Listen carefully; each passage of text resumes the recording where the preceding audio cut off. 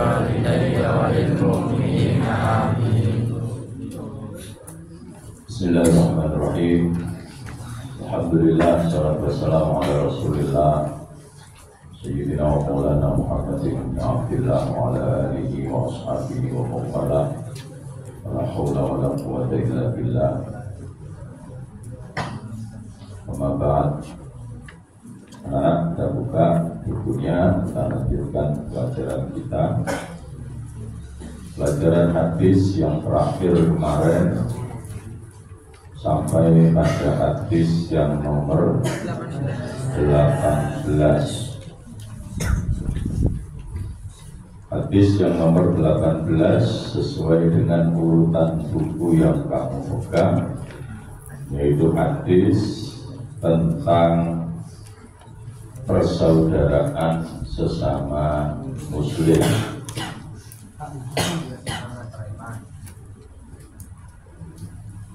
Dan itu bukan sekedar hafalan, tetapi harus kita amalkan supaya kehidupan yang kita jalani bersama-sama dengan masyarakat itu menjadi lebih tenang, lebih tentram, karena semua bersaudara antara satu dengan yang lainnya. Karena itu kemudian dalam penerapannya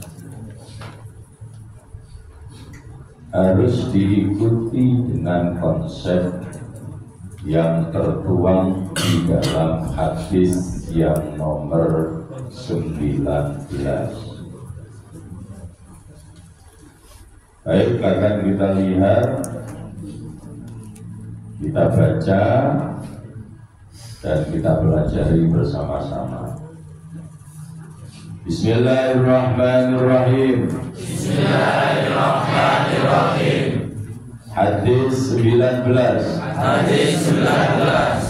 Hadis tentang sabar dan pemaaf. Afdalul imani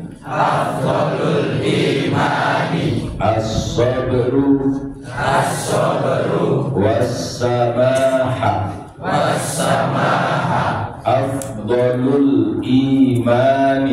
Afdalul imani as-sabru was-samaha. Sekali lagi, afdalul imani as-sabru was-samaha. Artinya iman yang utama adalah sabar dan pemaaf. Hadis riwayat Bukhari dan Ad-Dailami. Diulang, baca bersama-sama dari basmalah. Bismillahirrahmanirrahim. Hadis 19. Hadis tentang sabar dan pemaaf. Afdalul imani as-sabru was-samaha. Artinya iman yang utama adalah sabar dan pemaaf. Hadis riwayat Bukhari dan Ad-Dailami. Baik, perhatikan semuanya tentang bagaimana memahami hadis ini. Saya tadi mengawali dengan keterangan sebelum kita membaca bahwa hadis yang nomor 19 itu juga merupakan bagian dari implementasi hadis yang nomor 18. Kenapa begitu? Karena persaudaraan tanpa kesabaran tidak akan pernah bertahan. persaudaraan tanpa sifat pemaaf juga tidak akan bertahan lama. Kenapa seperti itu? Karena setiap manusia memiliki karakter, sifat, watak yang berbeda-beda. Ditambah lagi bahwa manusia itu adalah makhluk yang diciptakan oleh Allah, di satu sisi memiliki kemuliaan, tetapi di sisi lain juga tetap memiliki kekurangan. Ya, kekurangan yang paling nyata seperti yang disebut oleh Rasulullah, bahwa manusia itu tempatnya salah, tempatnya lupa. Tapi yang namanya salah itu tidak keterusan.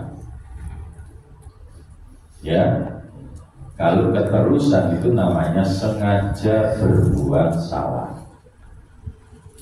Lupa itu kalau sekali, dua kali. Kalau setiap hari lupa, mati lagi. Pak, ya. Jadi jangan kemudian menggunakan dalil, tak katanya Nabi al-insan mahalul khotok wan nisyan. Namun ngomong nang polisi kok. Pas waya operasi, beda motor pun dindem. Mana aja? Lupa Pak. Ditilang, jangan ditilang Pak. Lupa itu memang gawat menungso. Oh bisa begitu? Tidak bisa. Iya kan? Tidak bisa. Jadi kita harus bisa menempatkan segala sesuatu pada tempatnya. Jangan karena hadis itu lalu kemudian kita titik-titik, kan biasa Pak menungso, boleh salah. Kok salah kok dihukum? Kan menungso kan ini. Ya. Nanti gurumu lupa lah. Bukan biasa manusia tempatnya lupa. Ngomong dengan polisi awal operasi. Hitung dengan polisi. Ya kan? Artinya apa? Itu namanya menempatkan sesuatu tidak pada tempatnya.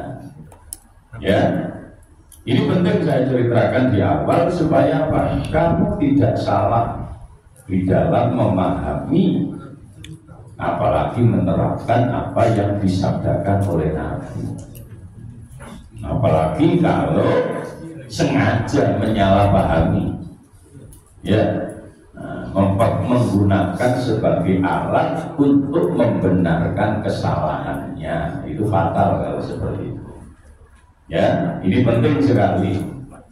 Jadi anak-anak sekalian, dalam konteks kehidupan bersama, kehidupan bermasyarakat, kehidupan bersaudara, itu tidak akan pernah bertahan lama, tidak akan pernah berjalan dengan baik kalau di antara orang-orang yang ada di sekitar itu tidak memiliki sifat sabar, tidak memiliki jiwa pemaaf.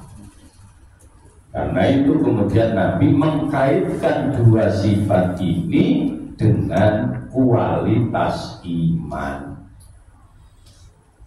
Ya, Nabi mengkaitkan dua sifat itu dengan kualitas iman, sehingga hadis yang ke-19 yang kita pelajari hari ini bunyinya jelas, afdholul iman. Iman yang utama itu wujudnya kayak apa? Iman yang utama itu wujudnya adalah as-sabru was-samahah. Satu, sabar. Dua, pemaaf. Nah, sabar itu kemudian perlu kita pahami dengan benar. Sabar itu apa? Menang-menang kaplong bacone, sabar ya sabar. Itu tembulan. Ya kan? Ya, bukan begitu. Makanya perlu kalian pahami sabar itu dalam implementasinya seperti apa. Dalam hadis yang lain Nabi menyebutkan sabar itu ada 3 macam. Ya, sabar itu ada 3 macam. Beliau menyebutkan as-sabru salasa. Sabar itu ada 3. Jadi yang disebut sabar itu jangan membayangkan seperti yang ada dalam pikiran kamu. Ya, didolimi wong sabar. Itu sabar itu sabar tetap harus sabar, tetapi sabar itu tidak hanya seperti itu. Ya. Lalu apa saja Pak yang disebut sabar itu menurut hadis Nabi? Yang pertama, sabrun alal musibati. Ini sabar tingkat 1. Cara sekolah kan mlebu SMK Nurul Ihsan sekai mlebu kelas piro? Kelas 10. Ya. Atau kalau dulu namanya kelas 1. Baru masuk kelas 1. Gak mungkin baru datang, bukan tidak dari SMK yang lain, tiba-tiba masuk sini minta langsung kelas 12. Syarat ya. Iya. Mesti mulai dari kelas 10 atau kelas 1 terlebih dahulu. Nah, sabar yang kelas 1 itu kata Nabi adalah sabrun alal musibah. Sabar atas musibah yang menimpa dirinya. Nah, musibah itu macam-macam. Ya, musibah itu macam-macam. Ada musibah itu yang disebabkan karena kejadian alam yang dikehendaki oleh Allah. Tiba-tiba ada gunung meletus, tiba-tiba ada air laut yang sedang pasang, lalu kemudian menggenangi rumah kamu. Macam-macam. Itu disebabkan karena alam yang dikehendaki oleh Allah tentunya, bukan karena diri. Jadi kamu tetap ngaji opo wae, gak oleh ninggal tauhid. Ya. Jadi kejadian apapun yang terjadi di alam semesta ini tidak ada yang alami, semua atas kehendak Allah Subhanahu wa ta'ala. Ya.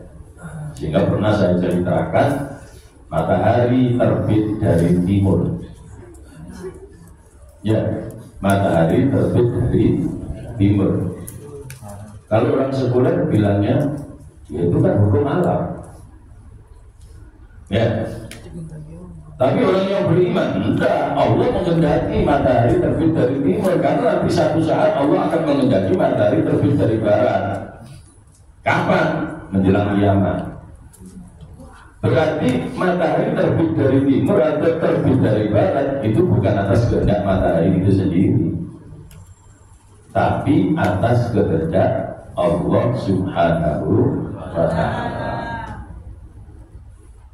Ini harus dipahami, dan itu seringkali saya katakan itu bedanya pemikiran orang-orang sekuler dengan pemikiran orang yang beriman. Orang yang sekuler selalu melihat segala sesuatu itu dengan menggunakan hukum akalnya sendiri. Tapi orang yang beriman selalu memandang segala sesuatu dengan pendekatan tauhid. Semua terjadi atas kehendak Allah Subhanahu wa ta'ala. Disitulah kemudian kita punya kewajiban untuk menerima dengan sabar dan ridho. Ya, ada sebagian kita yang ditakdir oleh Allah, yang dikehendaki oleh Allah sampai hari ini menjadi orang kaya. Atau kalau level kamu anaknya orang kaya. Tapi ada yang juga dikehendaki oleh Allah sampai hari ini menjadi anaknya orang miskin. Tidak boleh disesali. Tidak boleh disesali. Karena apa? Karena semua itu terjadi atas kehendak Allah Subhanahu wa Ta'ala. Makanya kemarin pelajaran tauhidnya sampai pada sifat iradahnya Allah. Jadi semuanya itu atas kehendak Allah dan kita harus menerima dengan sabar, menerima dengan ridho. Tapi bukan berarti kemudian kamu tidak koreksi diri. Menerima dengan sabar, menerima dengan ridho, tetapi tetap harus melakukan koreksi. Karena boleh jadi apa yang dikehendaki oleh Allah itu sabab-sababnya berawal dari diri kita sendiri. Kelas 3 contohnya. Apa misalkan? Sudah mengikuti proses, begitu habis ujian, awal Mei ada pengumuman kelulusan. Ternyata begitu dibuka gak lulus. Kalau ngamuk. Lu kok gak boleh ngamuk? Ya Gusti Allah ngersakno ngono. Tapi itu tidak kemudian berhenti sampai di situ. Koreksi gayai jitommu dhewe. Apa aku gak lulus? Ya. Oh, pantes gak lulus, wong panjene gak tau sinau, bolosan, ujian turu. Gak lulus, berarti itu salah sapa-sapa. Salah panitia. Walaupun itu semua terjadi atas kehendak Allah, tetapi kalau kita bicara tentang kesalahan, salah itu bisa dia diiling-iling ngomong aja. Ya, makanya mumpung belum terjadi hal-hal yang tidak kita ingini, kalian harus hati-hati. Kelas 10 sama, kelas 11 sama. Tiba-tiba habis ujian, kenaikan kelas, ya, PAT, penilaian akhir tahun. Lalu kemudian rapotan, begitu oleh rapot, ternyata kamu enggak. Ya bahasa ngamuk. Gak usah ngamuk. Lu kok gak bisa ngamuk? Ya gak usah ngamuk. Satu itu memang kehendak Allah seperti itu. Tapi yang lebih dari itu, gaya ono citamu dewi. Ya, ya salahmu. Ya rugi jelas rugi, tapi ya salahmu dewi. Apa? Anjir bumber, gak tahu ngikuti aturan sekolah. Ya. Ya. Woi sekolah yo gak tau gelem ngerjakno apa-apa. Bolosan. Malah nek nglakoni elek aja-aja koncone. Yo. Lalu akhirnya kemudian ndak naik, yo gak usah nyalano wong, salah dhewe. Ya, salah dhewe. Nah kalau ngomong proses, sudah diproses, sekolah sudah membuat aturan sedemikian rupa, ya ditegur, ya diingatkan, ya diberi sanksi, ya orang tuanya dipanggil untuk berkomunikasi. Kok dipancet baik? Maka dibuatlah surat pernyataan siap tidak naik kelas atau mengundurkan diri. Kok pancet baik? Ternyata kamu gak temen, salah diri. Aja menita ngono niku. Ya. Ya aja nyaut pikiran sing temenan. Ya. Makanya sing wis dhuwur-dhuwur sing sudah bikin surat pernyataan siap-siap. Ya, siap-siap. Siap-siap apa Pak? Siap-siap untuk berubah. Ya. Iya, siap-siap untuk berubah menjadi lebih baik. Kalau tidak mau berubah, ya berarti pernyataannya akan berjalan. Karena itu pernyataan kamu sendiri, kamu tanda tangani sendiri. Orang tuamu juga mengetahui dan itu terbukti, itu tanda tangan. Jadi ketika kita melihat sesuatu yang tidak menyenangkan atau yang paling gampang disebut dengan musibah, itu yang pertama kali harus kita lakukan, tetap harus diterima dengan sabar, terima dengan ridho. Tetapi di balik itu kita harus terus melakukan evaluasi. Ini Rahman,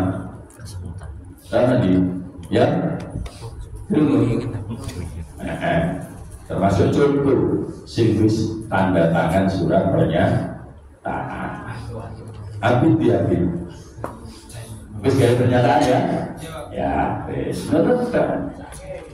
Iklim, gaya surat pernyataan ya, tutup nolak muna, ya, aja ngikuti aturan, mlebu bengkel aja sepatu ini uncama nanggone tong sampah.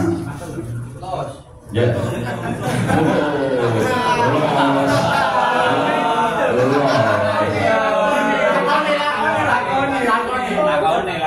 Ya, begitu bukan rapor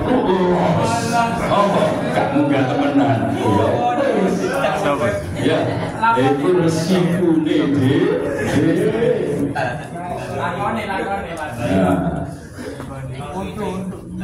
Berarti apa? Sesungguhnya musibah itu bisa terjadi kepada siapa saja. Ya, tidak hanya orang dewasa, tapi yang remaja juga, sesuai dengan kabringannya masing-masing. Ya.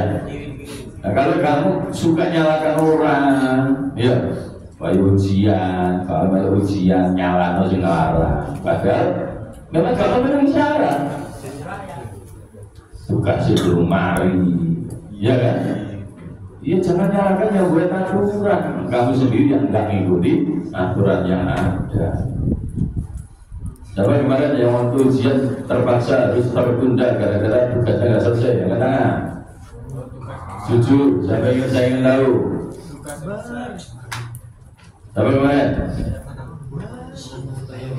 Coba. Kelas 10? Ada nggak kemarin? Kelas 11? Oh enggak? Enggak. Ya. Yo kawan ngaku. Ya, isi. Ternyata kamu masih punya rasa malu. Berarti si rodo uang ya. Si rodo uang. Nah, kalau kamu punya rasa malu ketika kamu tertimpa sesuatu yang malu kalau dilihat orang, ya jangan diulang lagi. Ya kan? Jangan diulang lagi, perbaiki. Ya, supaya kamu bisa lebih baik. Kemudian apalagi Pak sabar itu? Yang kedua kata Nabi, wasabrun ala ta'ati, yaitu sabar dalam menjalankan ketaatan. Menjalankan ketaatan, menjalankan ibadah, menjalankan aturan harus sabar. Kalau nggak sabar nggak bisa. Aturan siapa? Aturan siapapun, lebih-lebih aturannya Gusti Allah. Aturan sekolah termasuk setengah pintu kudu mlebu. Bila gak sabar, ya kudu ngamuk ae nek turu ditangi. Iya kan? Nah, sabar wis supaya sekolah yo tangi supaya gak telat. Begitu ternyata terus sekolahan telat, sekolahnya mampir nang warung. Terus dihukum, juga ngamuk, ngajari telat, nyalai aturan, ngono caranya delok masalah itu. Ya, caranya melihat masalah itu seperti itu. Jangan gampang menyalahkan orang lain. Jadi,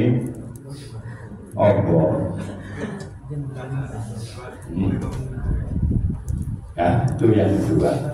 Sholat juga harus sabar. Sholat itu bagian dari ketaatan. Nanti sebentar lagi ketemu Ramadan, puasa harus sabar. Ya, puasa harus sabar, menahan lapar, menahan dahaga. harus sabar. Ojo bojoi makmu. Ya, jam 3 melok tangi sahur. Ayo turu maneh. Ya. Tapi itu dibuka budal sekolah. Tiba-tiba mampir dan ngomong wong ngedusi mayit. Loh, mayit Ramadan kan ada wong ngedusi mayit. Sing kata sing gile kaget ndase kaget awake. Boleh ditabiri. Iya kan? Wong ngedusi mayit tak kata sing gile bae. Iya, udah Ramadan dulu karena wong ngedusi mayit. Iya, kata sing gile tok. Ndase kaget awake kaget tok. Orang kalau mampir dulu, ngopi di sini. Ya, kalau berangkat sekolah itu sekolahan, ya wis gaya koyo lemes-lemes sebagai tadi sarapan ngendak orang itu. Itu jenenge gak sabar. Ya. Kita ada itu. Ya tuh ya. Ya.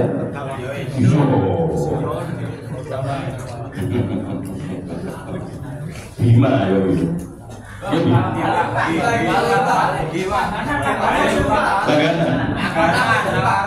Oh, semono berarti sing ngomong, sing ngarani. Ya. Sing seneng ngarani kancane berarti awake dhewe. Gak seneng ngarani kancane. Ya. Nah, kemudian yang ketiga, sabar yang ketiga itu sabar apa? Yang ketiga itu adalah sabrun anil maksiati, sabar di dalam menjauhi maksiat, sabar di dalam menjauhi perbuatan dosa.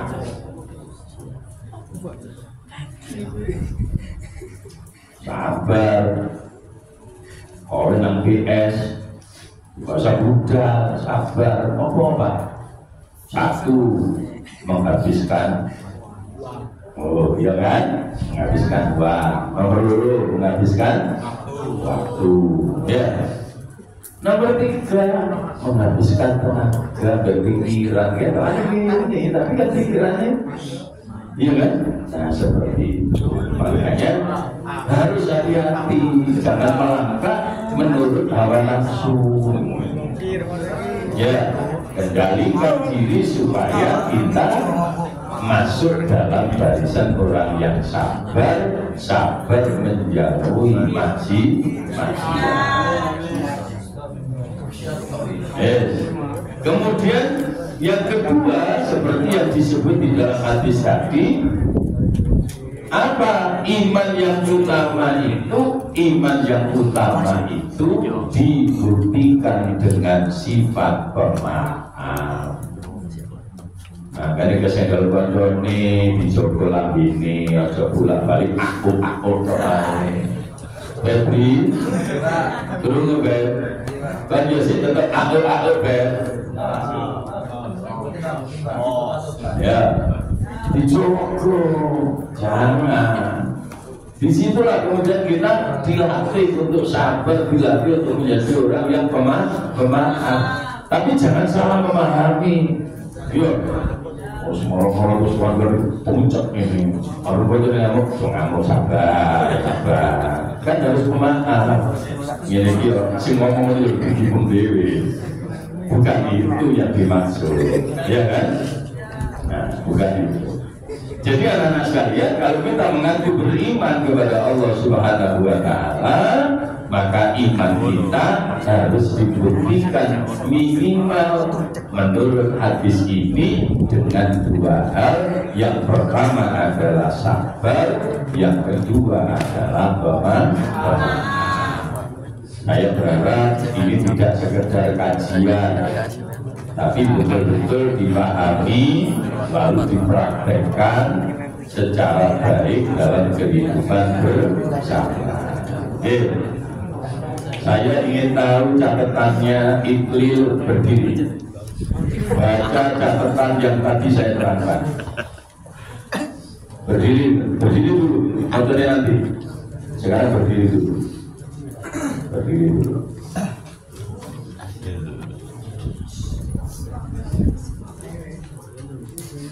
Ya ini kalau tidak naik, jangan nyalakan sekolah. Ini gelanmu. Berapa kali diberitahu? Ya, saya nggak malu walaupun ini naik ke YouTube, biar ada yang tahu bahwa sekolah kita memang disiplin. Ya, tidak boleh main-main. Sekolah kanggo buku, kanggo pulpen, kalau pelapor. Ini pulpen isi putih benar.